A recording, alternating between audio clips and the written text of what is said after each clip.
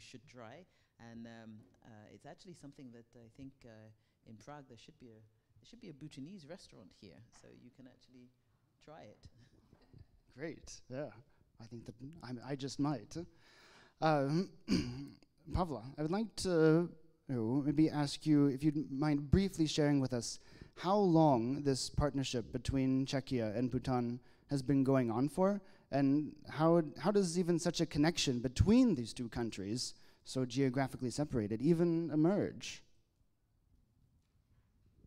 Thank you. It has a logic, and there is a logic, because the Czech Republic is not the biggest nor the wealthiest country in the world.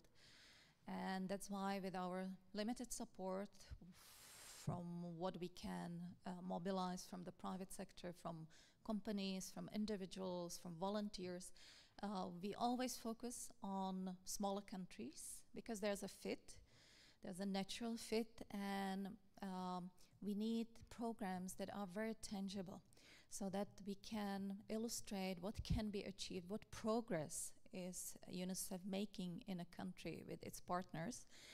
And I think in case of Bhutan, there's also something very special about Bhutan. And I think there's a saying in Czech, help yourself and God will help you.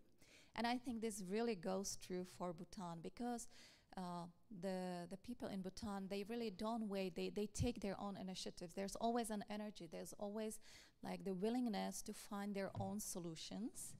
And when you add UNICEF component there, it really prepares remarkable results. And this is what we need to present to our supporters. That's beautiful. Thank you. Thank you.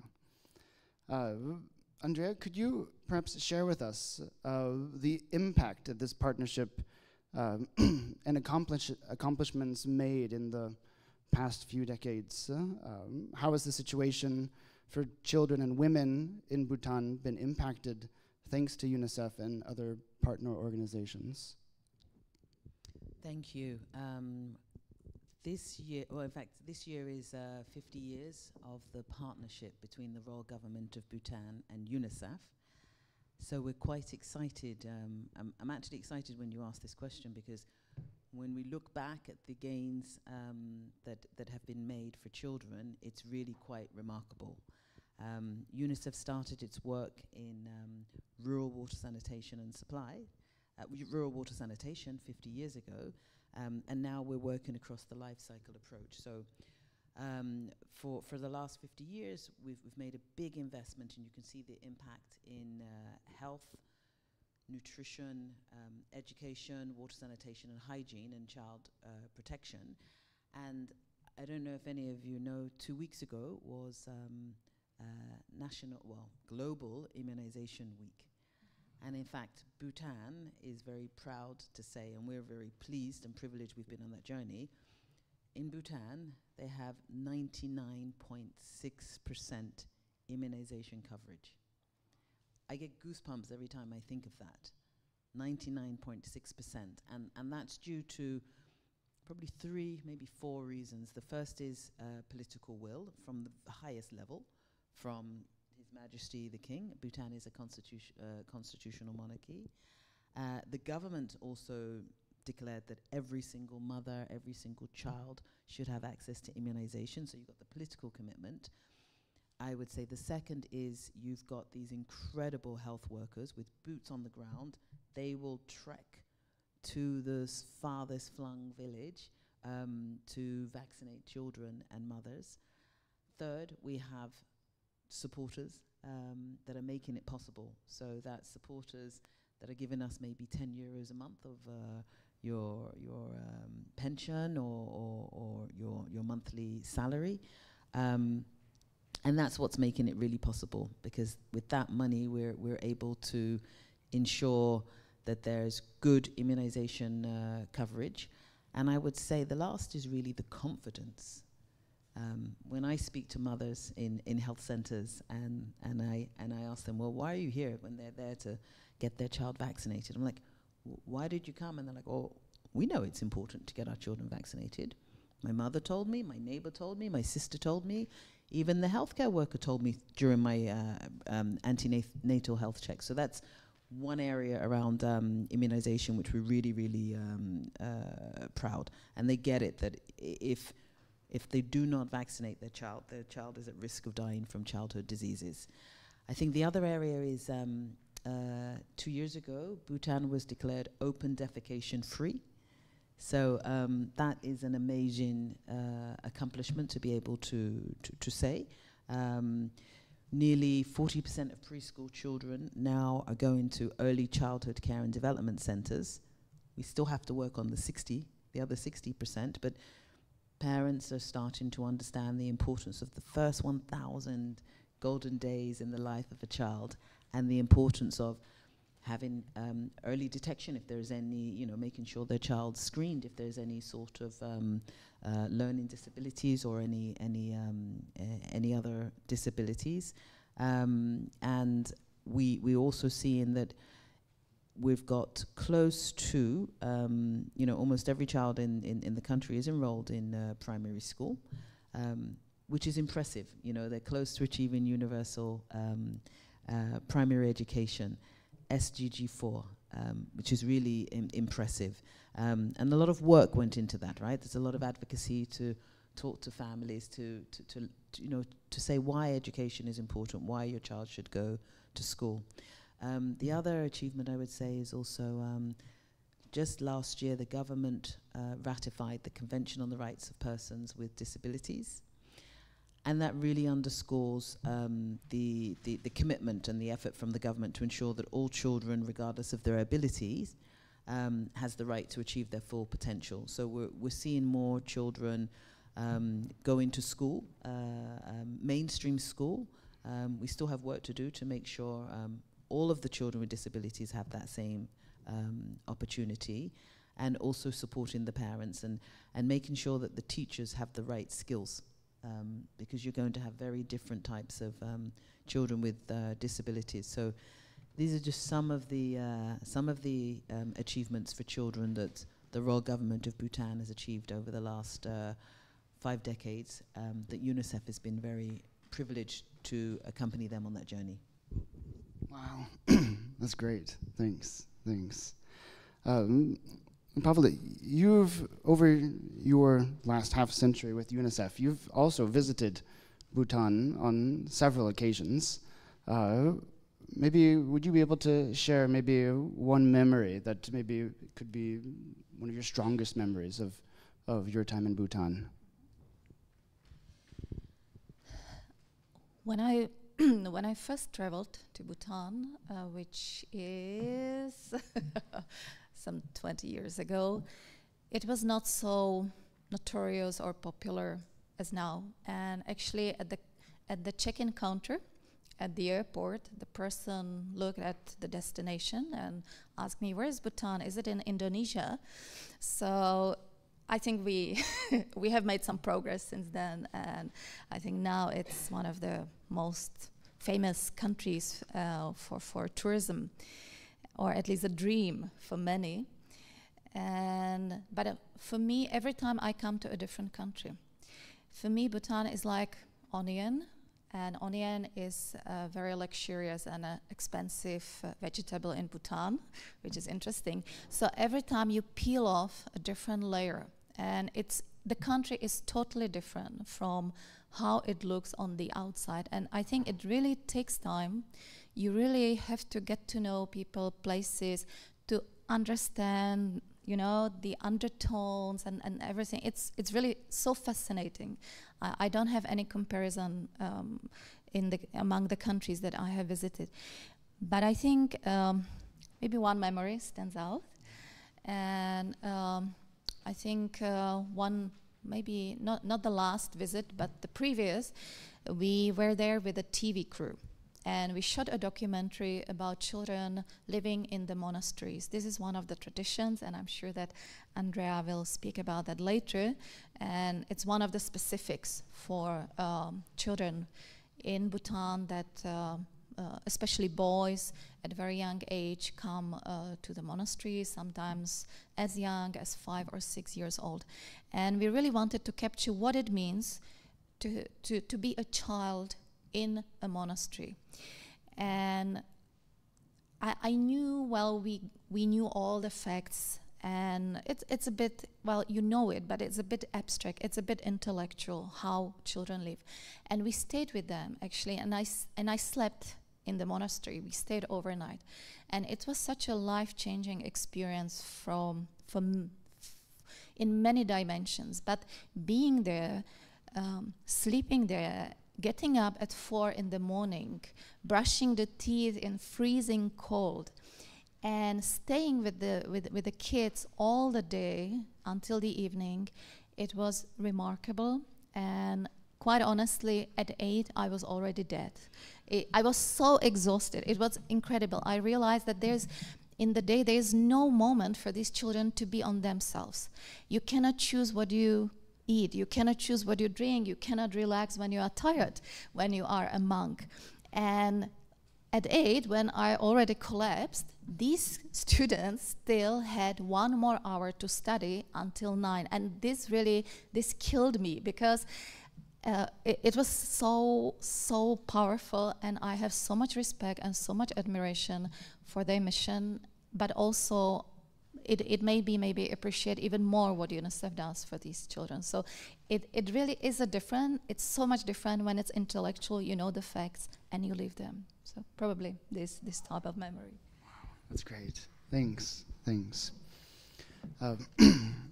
Andrea, I've got a question. With all the accomplishments that have been made with inoculation and kind of trying to improving health of children, how do you balance this new rising problem in today's society of mental health and social media traps, and balance that in a country that still needs to focus on physical health?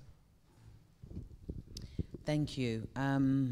Bhutan has just recently graduated from what we call the least developed country category.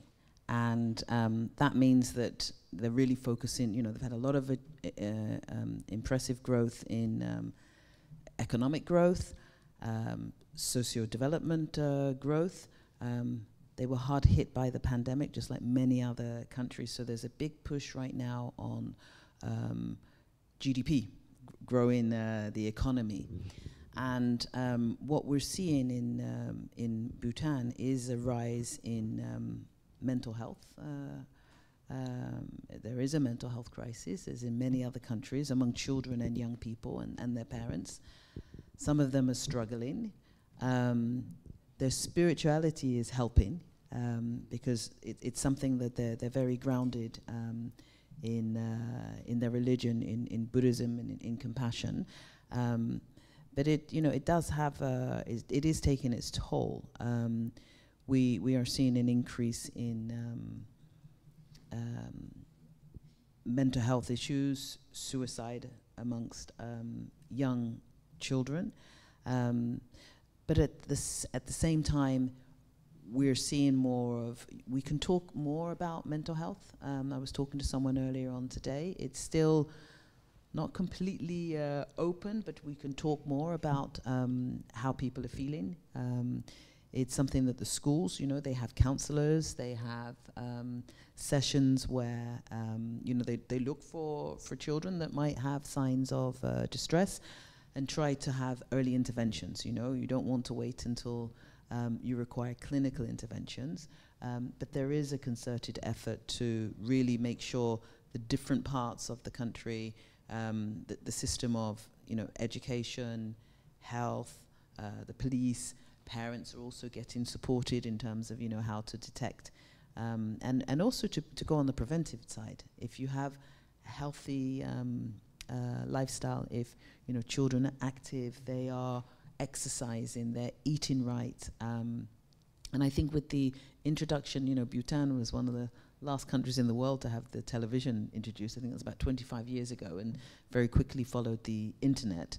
And you just imagine in the last 2 decades, Bhutan has gone from being quite a very closed society to everyone's connected. Every part of the country has connectivity to the internet. It doesn't mean every individual, but they can, every part of the country. So I think really focusing on helping children navigate online safety. Everyone has a smart device and everyone is using it for different types of information, but to help the children understand how do you discern between good information, fake information. So it's something that we've worked with the government and we continue to work with them in terms of having online safety standards, have the teachers be, you've got some teachers that didn't study in a digital world, right? So now they have to pivot to teaching children that are exposed to these digital devices. So it's a challenge and it's an opportunity because, you know, the digital environment is the way in which young people are growing up. That's how they're learning, that's how they're communicating, and there are certain advantages with that. And so it's really to focus on making sure the safeguards are there and that young people know how to navigate that digital environment, and also we're working on mental health at the same time. Thank you, thank you.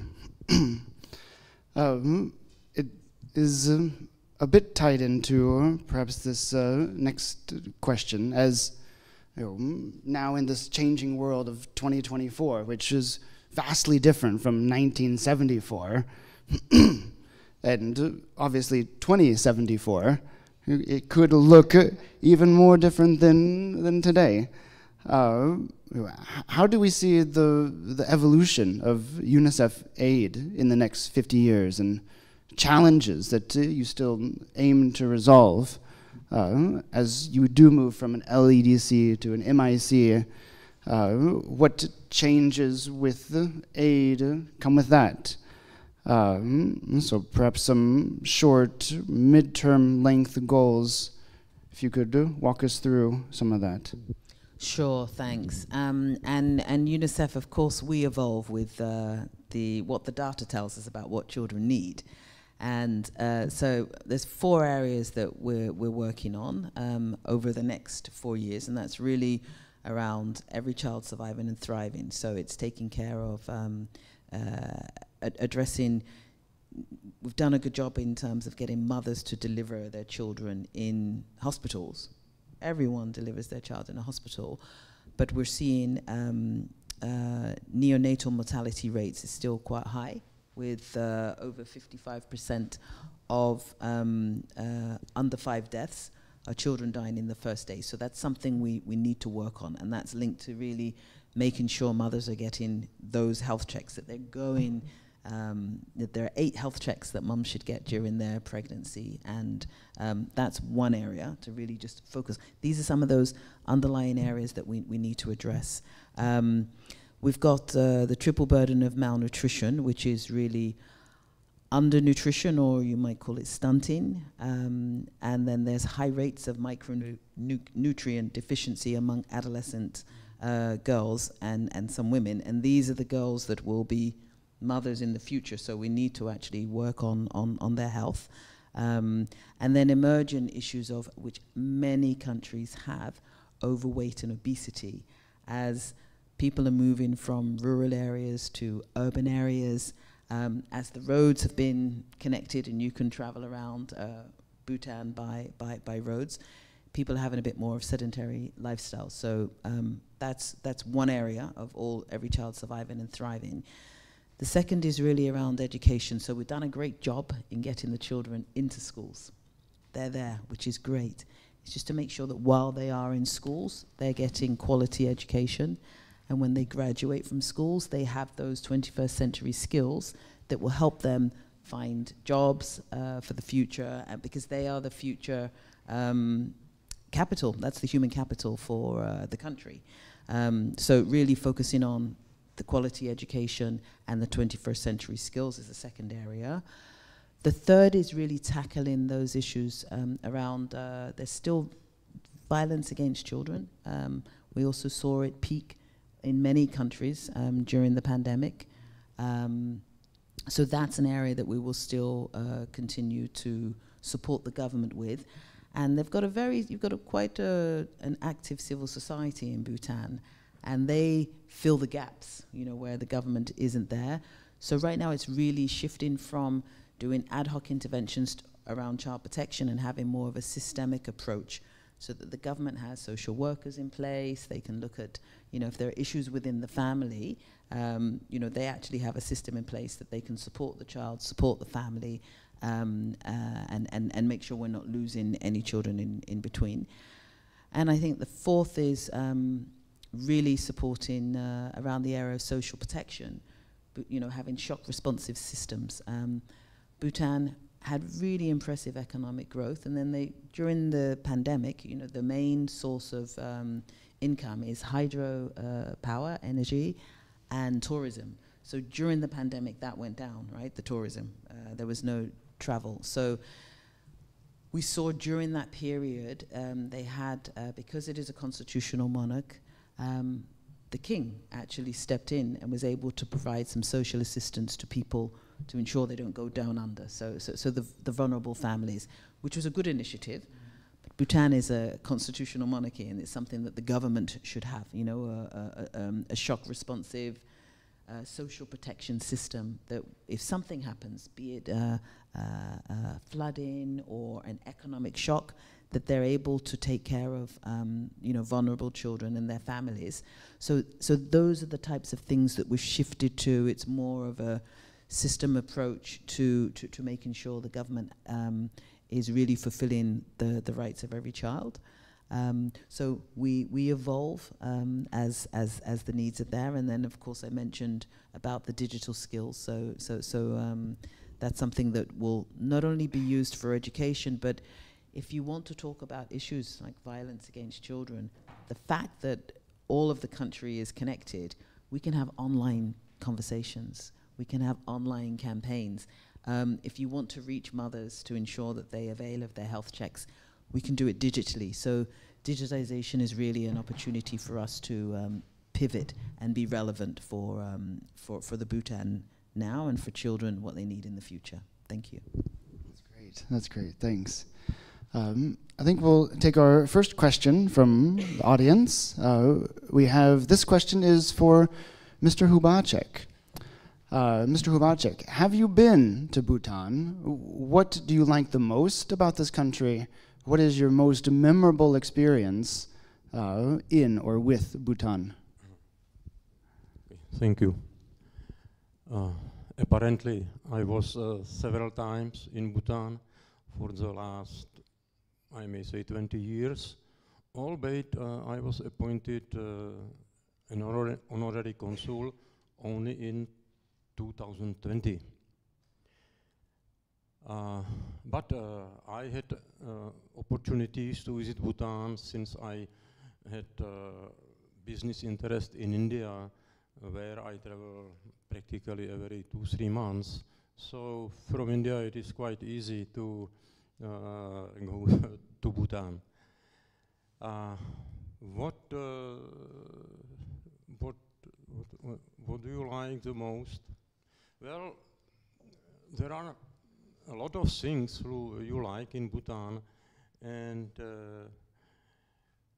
but as far as me is concerned, because I was not traveling to Bhutan only as a tourist from the beginning, but for the last 4 years, and I may say for the last year, because 3 years Bhutan was closed because of this pandemic. Practically I was appointed during the pandemic, and I could not go, and I spoke to Bhutanese government, and they told me, you can come, but you will be 1 month in a quarantine. So then I changed my mind, because this I did. But last week I spent 10 days in Bhutan, and it was practically official meeting for me. I met with Prime Minister and Minister of Foreign Affairs and some other ministers. What was surprising for me that each officer at every government office was sporting this national dress. Go. This is something which I was not expecting. I thought I will meet a gentleman with tie, and but it's beautiful. I can tell you, I have bought one. I did not come wearing it, of course, but I wear it on some occasion. So this was for me a surprise, and memories. You see, Bhutan is, albeit it is a small country, and as my colleague said, it is half the size of Czech Republic. It is a country with a lot of diversities. Practically 1/3 of the country is lowland, and 2/3 is high mountains.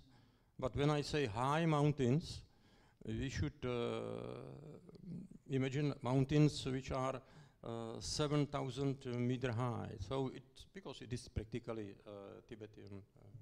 Tibetan mountains. And practically, maybe that you have heard this term, gross national happiness. It was not mentioned yet here, but into this gross national happiness belongs as well that the state and the government and the king are supporting national heritage. So you have got a lot of folk festivals in various places, and they are very picturesque and very nice to see. And they are attended by crowds, really crowds of people. This you cannot see here in our country. And of course, environment. So country protects the environment. They have got in their basic law, in constitution, that the country will be always covered at least by 60% of forests. It cannot go lower.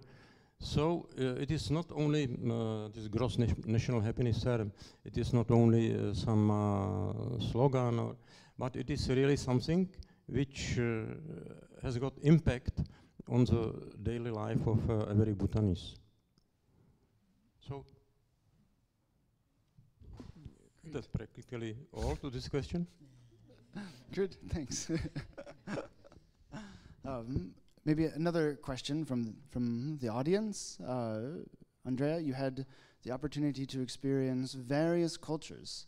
Is there something that people in these countries had in common? That's an excellent question, and a difficult one. Well, besides the fact that most of the countries that I worked in began with an S, except East Timor, Tajikistan, and there's a couple of others. Something that had in common. I think, yeah, something in common was about acceptance. Surprisingly, I've worked in many countries, and I've always somehow been accepted. You know, you may have to work at it, right? You have to adjust your approach. I mean, just like Pavla was saying, it's like in Bhutan, I've been there 1 year, and you're unpeeling the layers. And you know, sometimes you'll leave a meeting and you think, right, we've all agreed, and you walk out. Everyone was smiling, but it didn't mean that they had agreed. But I think I think the acceptance, and if you make the effort, I think you know, that's probably something I found common. You know, you have to work at it, but people have been quite accepting of me as a foreigner, I think because of the type of work that I'm doing. They know I'm there to actually support, you know, in uplifting the lives of children. Thank you. Maybe one more question from the audience. If Bhutan continues to develop economically and becomes a middle-income country, will UNICEF support continue? I guess that's for you, right? It's also for you, yes. I love this question because this is where UNICEF should be working itself out of a job, right? And I think if Bhutan develops economically and they're investing in the social service sectors and children's rights are being fulfilled, then we step back. You know, UNICEF has scaled down. I mean, unfortunately, we're seeing a lot of countries and what's happening around the world with polycrisis and permacrisis, you know, where we think, you know, we're uplifting and improving children's rights, and then a shock happens in that country, and then we have to ramp up our support. So UNICEF's role would mutate. You know, we would step back, and the type of support that we would provide would be based on the situation. We always do a situation analysis to see what our role would be. But my goal, and I think it's the same with Pavla, is we'd love to see UNICEF step back in certain places, right? Because then that means the rights of children are being fulfilled. Thank you for the question. Thanks. I'm curious also about the effects of climate change in Bhutan and how it affects the opportunities that children have and UNICEF's ability to provide these opportunities. Thank you. Most of you will know that Bhutan is the first carbon negative country in the world. And my colleague to the left mentioned that in Bhutan's constitution, 60% of the land must be forest. So there's that huge commitment. You know, you've seen other countries that have had these impressive industrial revolutions at the expense of climate, at the expense of good health. But Bhutan has been very committed. But it doesn't completely shield them, because Bhutan is part of planet Earth. So we are seeing the impacts of climate where the glaciers are melting, and then that means there are some flash floods. There are parts of Bhutan where the glaciers are drying up, so water scarcity in certain parts. Bhutan is also, you know, there could be seismic activity, there could be an earthquake. So, I mean, climate is impacting Bhutan, and it's really about the adaptation to your environment. The interesting thing is you can all think about your relationship with a tree, for example. And I think about when I was a child, and I loved touching trees, and I loved the energy that used to come from trees. And I grew up in London. So you can imagine a child growing up in Bhutan, surrounded by these trees. They're very connected with the environment, but it does require having to adapt how they are living to address these different climatic risks. And, you know, for children, it's really making sure that through schools, you know, through their education, that they're learning a lot more about the environment, and they're thinking about, you know, what is my role? Some of them don't even understand it. They understand the word climate change, but are not necessarily really sure how it's impacting them now and how it will impact them 10 years from now. Great, thank you. We have another question from the audience for Mr. Hubacek. Yeah, again. Mr. Hubacek, are there any plans for further cooperation with UNICEF? I do not know whether it is a question only for me. Maybe it is as well for Miss Andrean, but I am prepared. You are? To support any cooperation. And I do not know, probably you can educate me, up to what year is the child or adolescent considered a child? Up to 18 or up to 18? So I may say that I am already supporting cooperation with children in Bhutan, since there is an institution in Bhutan, the name of which is the skok organization. It was established by His Majesty King, and the institution aim is to give practical skill to the children who completed the basic education. I mean, this is 9-year education, or when they are 15, and then they do not study. So Bhutanese government, through Bhutanese embassy in Brussels, with which I am practically communicating, because it is the nearest point of Bhutanese government to me, the Czech Republic, asked me, not only me, but as well other honorary consuls in Europe, which is in Germany, England, Spain, Netherlands. I hope I did not forget anybody. And they asked to look for trainers who would like to, who would be able to come to Bhutan and train the children who are 16, who finished or completed basic education, and give them some skilled, especially in constructing, like plumbers and bricklayers and carpenters. So I managed to find two guys from the Czech Republic. One is architect 3 years ago, and he is still there. He fell in love with Bhutan, so he always goes only for holidays and come back, and he has got his own group of children whom he trained, whom he's training practically. And when I was last year in Bhutan, I visited the place where he was training the children, and they were practically, it was theory and practice in one day. They explained to them what to do, and they were building the real house. And they were in uniforms, they were in working groups of 5 children, and every working group had a foreman who was directed other children. It was beautiful.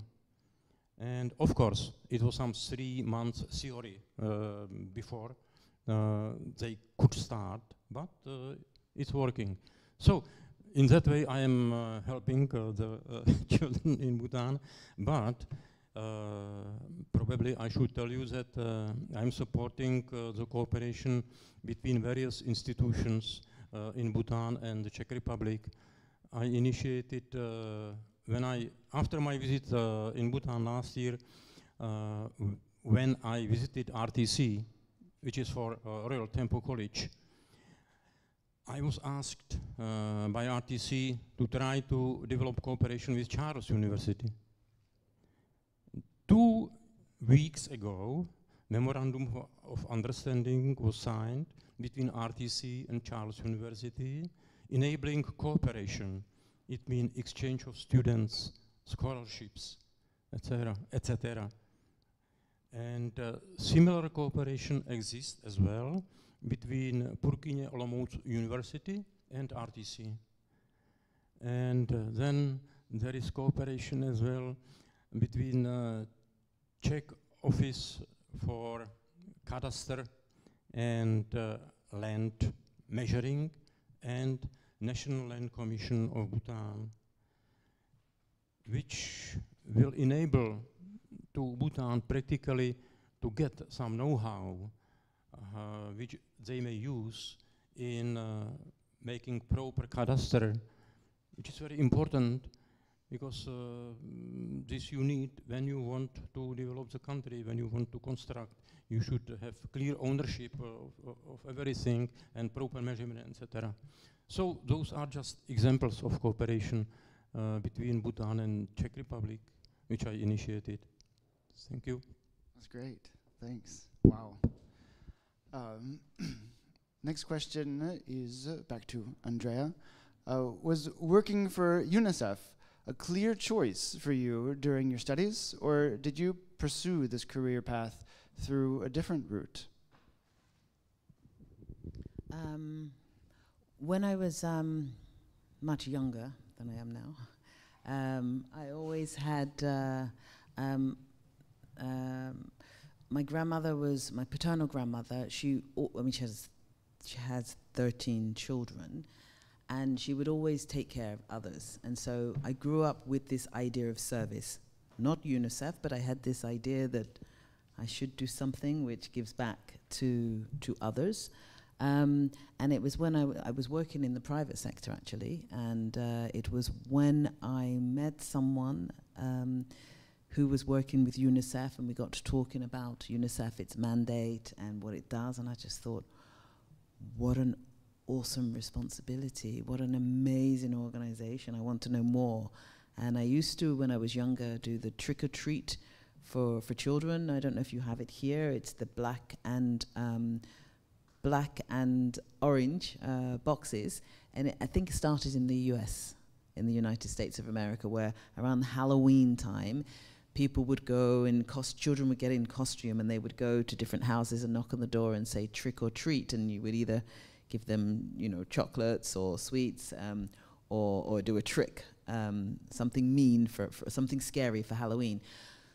So I started. So that's how I first heard about UNICEF, and then I got an opportunity to apply to work for UNICEF, and it was a very short contract that I had.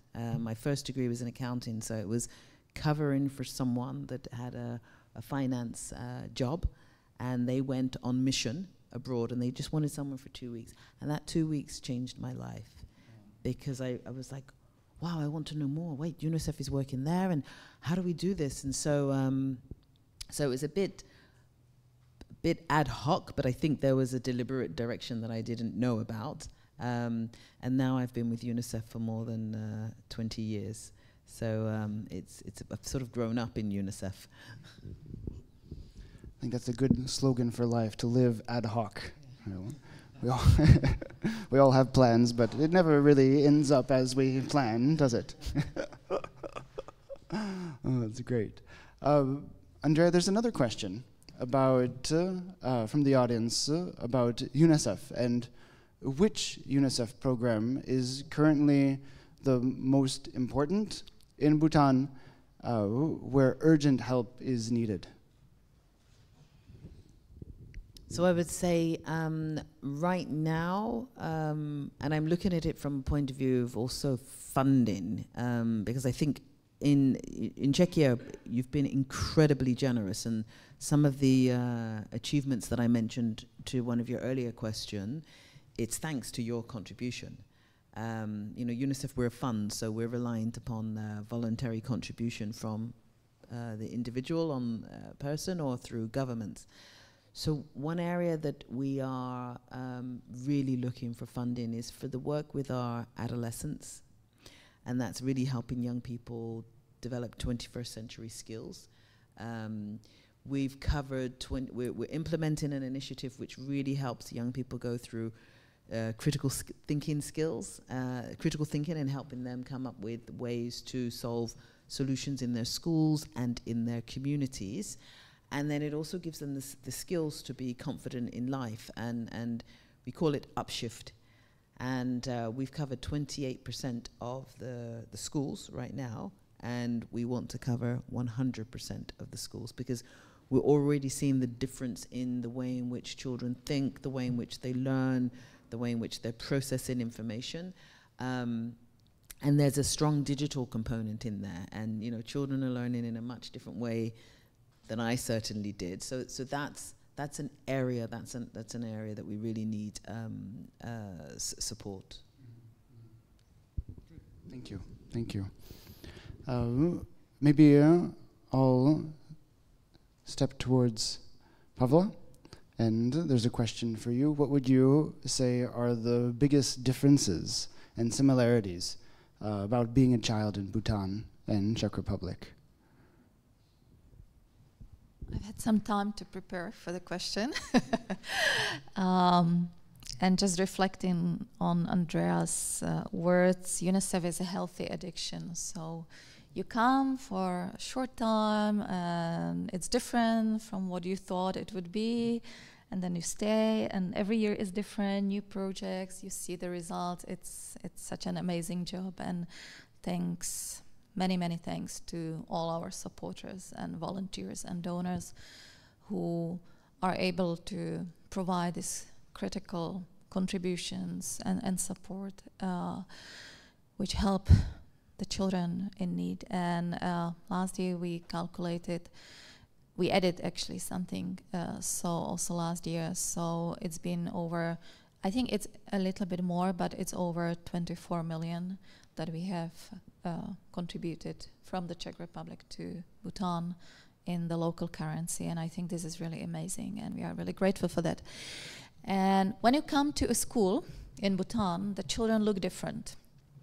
They wear uniforms, they chant prayers in the beginning, so it's completely different, but I think that there are more similarities than differences. And I think there's one thing that they have really in common, and it's the digital world. I was really amazed last year when we went to a very isolated area with Andrea. There were not even any hotels, so we had to have a homestay. But when we asked the children about their homeworks, they said yes, well, somehow they confessed, not at the first time, but they confessed, oh yes, we do use ChatGPT for our homework. I know it's not fair, but it's so much helpful, and you know, so so when you come there as a foreigner and you hardly see electricity, you would not expect it. And I think that in many areas of the, let's say, digital environment, Bhutan is advanced. And Bhutan is ahead of the Czech Republic. It was so shocking to arrive back last year, and there was a big discussion about cash in the pubs. Because the pubs and restaurants don't want to payments with cards anymore, they want cash. While in Bhutan, everything is digital, every payment is digital. So even the most remote tobacco store or whatever, what you would call it, grocery, you would not pay their cash, you would pay with a QR code. So even for parking, you pay in Bhutan with QR codes. And even our colleagues, and I think Andrea will confirm, they said when we send pocket money to our children, to our kids, we don't give them cash, we send them with QR codes. So it's so amazing when you look about the Czech Republic and Bhutan, how much ahead it is in the digital environment, at least in some regards. So definitely the children here and there, they are very similar, they are on the social networks. Parents may think they study because when they look at their mobile phones from the COVID times, they think they study, they don't. So this is another challenge for being a parent in Bhutan. And I think just like any other children, they like to play, they want to have fun, they want to have friends, they need love and care from the family. I think on the outside there are some differences. And it may change very quickly because Bhutan changes very quickly. When you speak with them, they may be, and I think there's something cultural, and maybe it also related to Buddhism and the way they are educated in their families. I think the Bhutanese children are more shy and more modest. And as Andreas said, saying no is really difficult in Bhutan, and the same goes for children. So you ask about something and everybody will tell you yes, yes, yes, but it's not a complete yes. So I think that you really have to be aware of that to understand the responses and somehow read between the lines when yes is yes and when yes is no, and something in between. So I think there are some differences, but I'm really curious how long they will last, because we see that, you know, the culture emerges and you know, with children being exposed to basically the same things in real time, I think childhood is changing really quickly. Over Great. to you. Thank you. Yeah. I think that we see you know, electronics and digitalization in Bhutan as, we acknowledge problems with social media, problems with ChatGPT, but if we consider maybe some of the positive impacts of globalization on the development of children in Bhutan, could we acknowledge any of those contact with outside world, positives about TV, electronics, things like that? Yeah, I mean, I think it's everywhere, right? When you connect a child you're to another part of the world through digital means, it just opens up a whole different level of curiosity. And you're seeing what's happening, what it's like to be a child in another country. Well, you hope you're communicating with the child, but I think also children want more as well, because they realize, wow, a child my age in X country is doing X, Y, and Z. So some of my colleagues are telling me that, you know, they're buying presents for their children, and their children say, we want those sneakers. And it's like, no, we don't want the regular ones. Online, look, it's like, you know, Air Jordans, I don't know, 2.9, you know, 2.0 version. You know, there's that exposure to what others have. And I think also the curiosity, and I think, you know, they're seeing in Bhutan some of the horrible things happening around the world to other children. So I think there's that empathy of, you know, when you are connected, it's a positive because you get to learn about other, you know, what's happening around the world and see how you apply that and bring it here. But, you know, young children, they're exposed to a lot of horrible things that are happening to other children around the world. And, you know, in Bhutan, you also have to explain and walk through with young people, you know, when they're seeing wars and they're seeing children caught up in those situations. You know, they're being exposed to a lot of things much earlier. So you need to be able to talk to them about it. So it's positive, digitization. It's great. It also means you can connect, you know, some of these children that are in remote parts of Bhutan. You know, they can follow some of their lessons online because, you know, they are connected. So there's these opportunities there as well.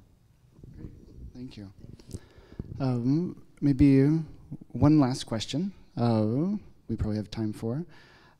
I'm curious, with Bhutan being, you know, small and with there being a constitutional monarchy, I assume that UNICEF is quite in touch with some of the government entities.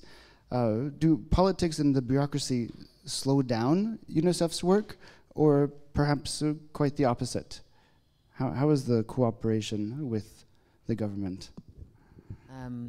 It's a bit like that, the analogy that Pavla had with the, you know, the layers. You know, you tend to discover more as you peel back the layers, and you leave a meeting where you think everyone has agreed, and they haven't. They're just too polite to tell you, no, we didn't agree with what you said. We do, I think with 50 years, it's like being in a marriage. With 50 years of the partnership with the Royal Government of Bhutan, we've really established a close relationship. And we can talk, in fact, the Ministry of Education and Skills Development is a 5-minute walk from my office, so we can exchange on WhatsApp and say, let's just quickly meet. So we do have a good relationship. Of course, they are going through, they've had a new government that was just elected in January. So with that, you then have to build your relationship with the new ministers and also the king. And I have the privilege of, I've met the king on several occasions, and I've met other members of the royal family. And my colleague here was referring to these special events that the government puts on. They have an event in the highlands in Laya, which is in the highlands in the northwest. And last year, so it's a place called Laya, and His Majesty the King was there. He opens the event, and we're all hiking up, and it's, I don't know, it's about 4,200 meters. And I'm going slowly, and then my head's down, and then I hear, "Hi, Andrea," and I look up, and there's the king. He was like, "Hi, all good, everything is okay? Yeah, I'll see you at the top." You know, when you're working in a small environment like that, you do get to know who you work with, and I think the fact that we do have a close relationship over 50 years, we can challenge each other. But it takes time, right? It takes time to build that relationship. I know that I'm standing on the shoulders of giants. I've been in UNICEF Bhutan for 1 year. So a lot of these results, it's the work of my colleagues before me. And you know, we still we benefit from the fact of having a good relationship where we can challenge each other and yeah, and make sure we're doing the best that we can for children. Great, thank you. Maybe we could open it up if anyone here present would like to ask a question to Ms. James or Mr. Hubacek, or don't be afraid. We're open to complaints as well. Or suggestions.